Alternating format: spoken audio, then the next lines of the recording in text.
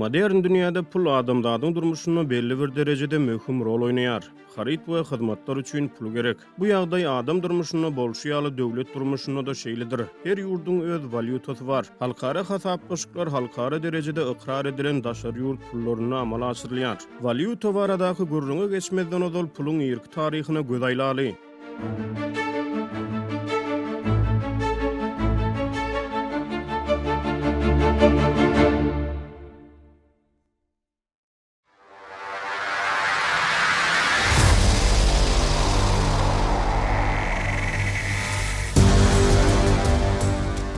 Has kadymy döwürlerde adamlar harytlary we hyzmatlary özara çalışmak arkaly, ýagny barter arkaly sowda amallaryny ýerine ýetirýärdi. Miladydan ozal 9000 we 6000-njy ýyllar aralygyna barteryň esasy guraly goýun, sygyr we düýe ýaly öý haýwanlarydy. Ekrançylygyň ösmegi bilen adamzat buğday, gök, bakça we beýleki ekrançylyk önümlerini almaşmak arkaly sowda amallaryny ýola goýdy. Miladydan ozal 1200-njy ýyllarda Hytaýda balyk gulaklar pul hökmüne ulanypdyr.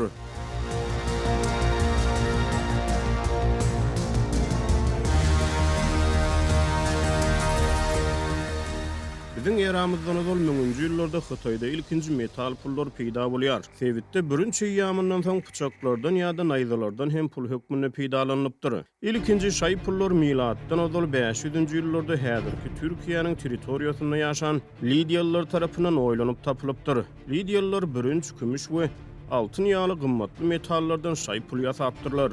Taryhy çeşmelerde milatdan ozal 2-nji asyryň başlaryna Hytaýda keýigiň derisinden ýasalan deri pullaryna duş gelmek bolýar.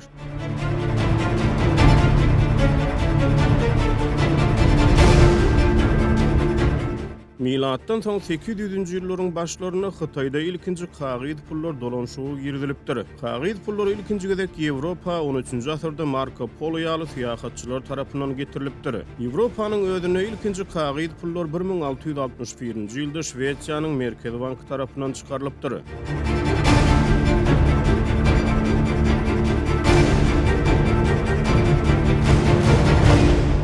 1695-nji ýylda Angliýanyň banky hem ilkinji kagyz pullary hödürläp başlaýar. İlki kagyz pullaryň ýüzüne onuň kime degişlidigi ýazar ekeni. Ýöne 1745-nji ýyla çenli Angliýa adaty kagyz pullary çykaryp başlaýar. Birleşen Ştatlaryň federal hökümeti ilkinji kagyz pullary 1862-nji ýyllarda çykaryp başlaýar.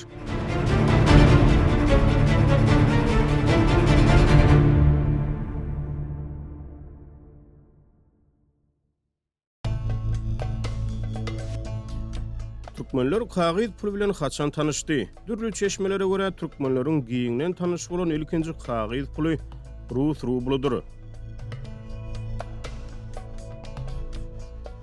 1882-nji ýylda türkmenleriň arasyna 6 aý töwre ýaşan Britan syýahatçysy Edmund O'Donovan türkmenleriň kagyz pula bolan gyzyklanmalaryny öz galdyran ýazgylaryna beýan edýär. Onuň sözlerine görä türkmenler Britan syýahatçysynyň ýany bilen getiren gazetlerini ilki puldur öýdipdir.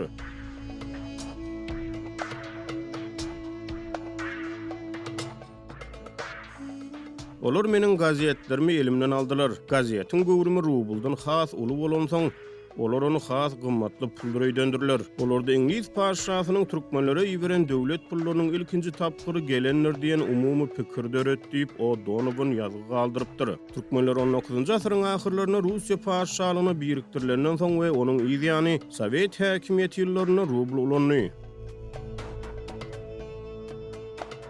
Sowet Soýuzynyň dargamagyndan soňra Türkmenistan 1993-nji ýylyň 1-nji noýabryndan öz milli puluny, türkmen manadyny dolanşyga girdi.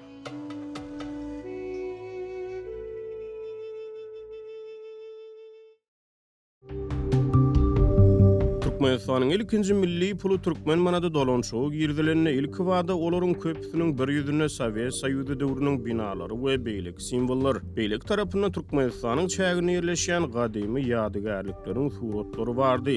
Şeýlede onlukdan ýokary pullaryň ählesine Türkmenistanyň ilkinji prezidenti Niýazowyň suraty bardy. Niýazow döwrüne 2005-nji ýylda manat ikinji gerek çykarlaryna hagyz pullaryň ýüzündäki Sowet döwrüne degişli binalaryň suratlary aýryldy. İlkinji prezidentiň ýurdu dolandyran ýyllaryna daşary ýurt walýutasynyň resmi we resmi däl alış-çalış bahalary bardy. Ýurtda walýutanyň gara bazary emele gelipdi. Bazarlarda walyuta sowdagärleri erkin hereket edýärdi. Dollary resmi alış-çalış bahasy boýunça satyn almak aňsat däldi. 2000-nji ýyllarda Türkmenistanda 1 dollaryň resmi alış-çalış bahasy köne puldan 5000 manat töwereklerinde. Gara bazarda onun bahasy 5 esse ýokary bolup 25000 manat töwereklerinde. Niýazowyň ölümünden soňra milli pul özgörüşleri başlany geçirdi. Manat denominirlerini, walyutanyň resmi we resmi däl bahalary deňleşdirildi. Gara bazar öz-özünden ýatdy.